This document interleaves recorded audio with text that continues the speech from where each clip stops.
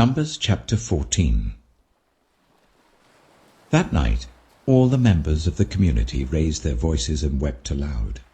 All the Israelites grumbled against Moses and Aaron, and the whole assembly said to them, "If only we had died in Egypt or in this wilderness. Why is the Lord bringing us to this land only to let us fall by the sword? Our wives and children would be taken as plunder. Wouldn't it be better for us to go back to Egypt?" And they said to each other, "We should choose a leader and go back to Egypt." Then Moses and Aaron fell face down in front of the whole Israelite assembly gathered there. Joshua son of Nun and Caleb son of Jephunneh, who were among those who had explored the land, tore their clothes, and said to the entire Israelite assembly, "The land we passed through and explored is exceedingly good. If the Lord is pleased with us, he will lead us into that land, a land flowing with milk and honey, and will give it to us. Only do not rebel against the Lord. And do not be afraid of the people of the land, because we will devour them. Their protection is gone, but the Lord is with us. Do not be afraid of them." But the whole assembly talked about stoning them. Then the glory of the Lord appeared at the tent of meeting to all the Israelites. The Lord said to Moses, "How long will these people treat me with contempt? How long will they refuse to believe in me, in spite of all the signs I have performed among them? I will strike them down with a plague and destroy them. But I will make you into a nation greater and stronger than they." Moses said to the Lord, "Then the Egyptians will hear about it. By your power you brought these people up from among them, and they will tell the inhabitants of this land about it. They have already heard that you, Lord, are with these people, and that you, Lord, have been seen face to face, that your cloud stays over them, and that you go before them in a pillar of cloud by day and a pillar of fire by night. If you put all these people to death, leaving none alive, the nations who have heard this report about you will say, 'The Lord was not able to bring these people into the land he promised them on oath, so he slaughtered them in the wilderness.' Now may the Lord's strength be displayed, just as you have declared. The Lord is slow to anger, abounding in love, and forgiving sin and rebellion. Yet he does not leave the guilty unpunished. He punishes the children for the sin of the parents to the third and fourth generation. In accordance with your great love, forgive the sin of these people, just as you have pardoned them from the time they left Egypt until now." The Lord replied, "I have forgiven them as you asked. Nevertheless, as surely as I live, and as surely as the glory of the Lord fills the whole earth, not one of those who saw my glory and the signs I performed in Egypt and in the wilderness, but who disobeyed me and tested me 10 times, not one of them will ever see the land I promised on oath to their ancestors. No one who has treated me with contempt will ever see it. But because my servant Caleb has a different spirit and follows me wholeheartedly, I will bring him into the land he went to, and his descendants will inherit it. Since the Amalekites and the Canaanites are living in the valleys, turn back tomorrow and set out towards the desert, along the route to the Red Sea." The Lord said to Moses and Aaron, "How long will this wicked community grumble against me? I have heard the complaints of these grumbling Israelites, so tell them, 'As surely as I live, declares the Lord, I will do to you the very thing I heard you say.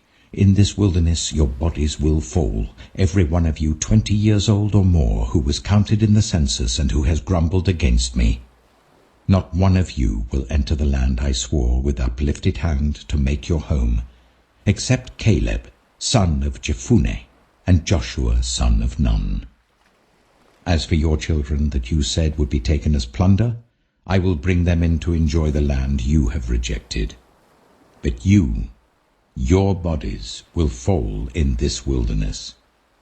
Your children will be shepherds here for 40 years, suffering for your unfaithfulness, until the last of your bodies lies in the wilderness.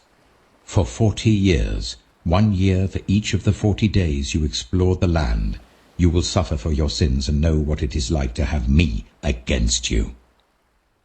I, the Lord, have spoken, and I will surely do these things to this whole wicked community which has banded together against me. They will meet their end in this wilderness. Here they will die. So the men Moses had sent to explore the land, who returned and made the whole community grumble against him by spreading a bad report about it, these men who were responsible for spreading the bad report about the land were struck down and died of a plague before the Lord.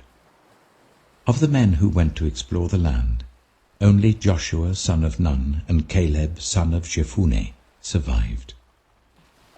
When Moses reported this to all the Israelites, they mourned bitterly. Early the next morning they set out for the highest point in the hill country, saying, "Now we are ready to go up to the land the Lord promised. Surely we have sinned." But Moses said, "Why are you disobeying the Lord's command? This will not succeed. Do not go up, because the Lord is not with you.